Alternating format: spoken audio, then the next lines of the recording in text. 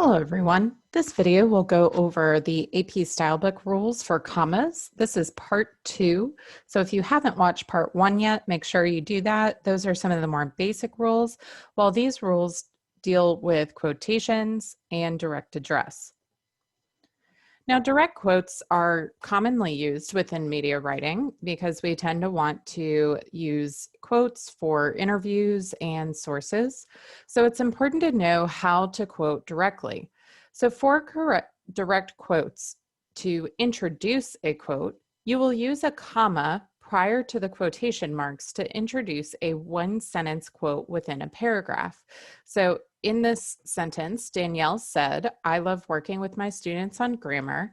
We have the comma between said and the quotation mark, which tells us where my writing as a media writer ends and the quote begins. So that's one way to think about it.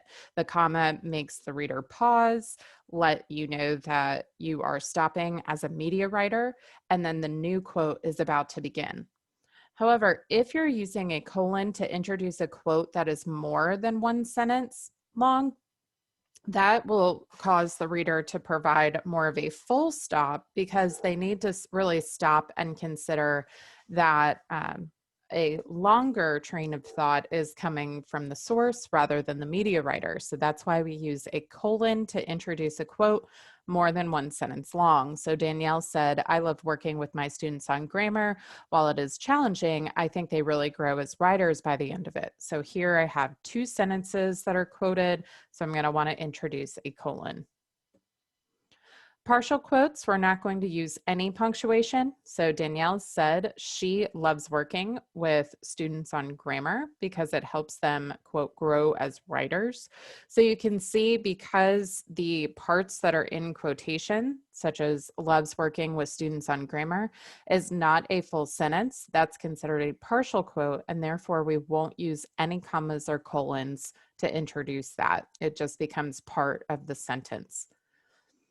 In order to give attribution, this usually is when you give someone's quote and then you provide their name.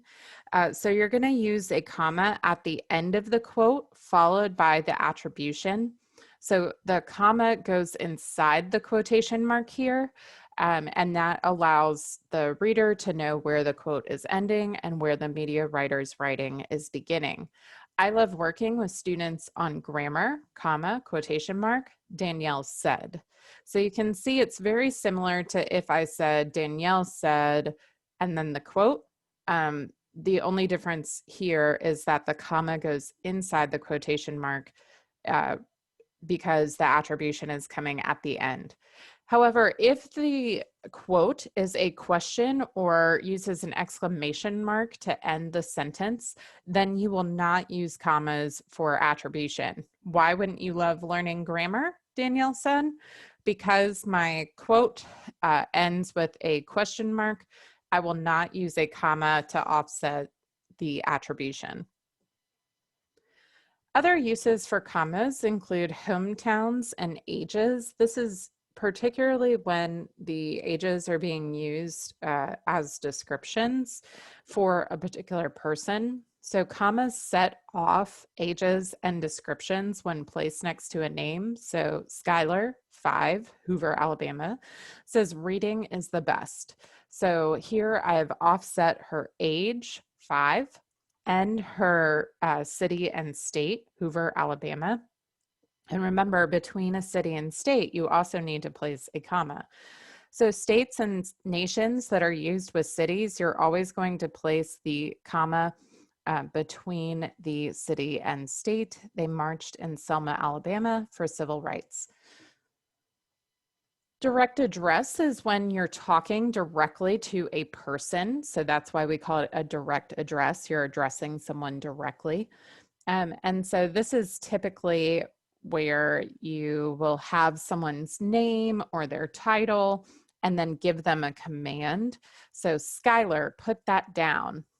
I cannot tell you how many times I've said that as a mother, but when I'm saying Skylar, I am directly addressing the next part of my sentence to her. And I'm also going to pause as a speaker or even reader as I'm reading this, because everything following that direct address, will directly address Skylar. So Skylar, put that down. Or no, sir, I would not like that. So here, sir is being used as a direct address. So we're going to offset it with commas. When you're using yes or no as part of a sentence, you will offset that with commas. So treat it like you would a direct address, follow it by a comma.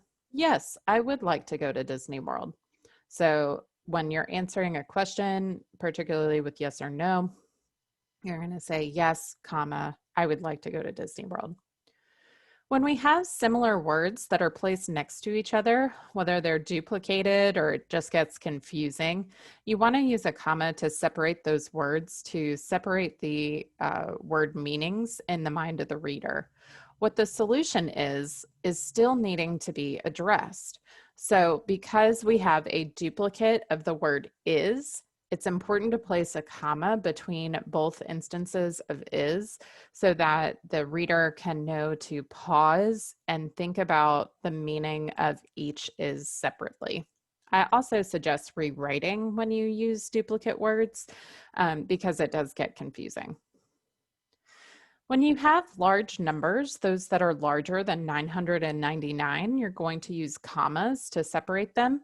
However, remember when we're referring to millions, billions, and trillions, we will not use commas. Instead, we are saying like 9, like the number 9, and then spelling out the word million. So remember, we don't write out once we get to millions, the numbers. We instead use the word million or billion or trillion.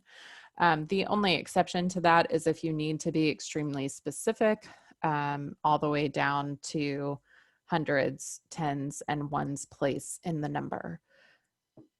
There are other exceptions to this. We don't use commas within addresses, even if they are 1,000 or more, nor do we use them for broadcast frequencies, room numbers, serial numbers, telephone numbers, or years.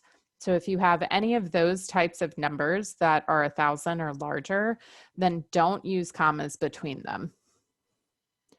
Remember, we have a lot of rules for commas, but the overarching rule is clarity.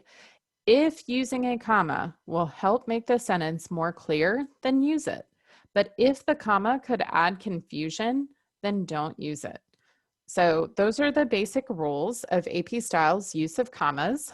Now that you have that done, you will do your AP Commas homework, which will be due on Tuesday, September 29th.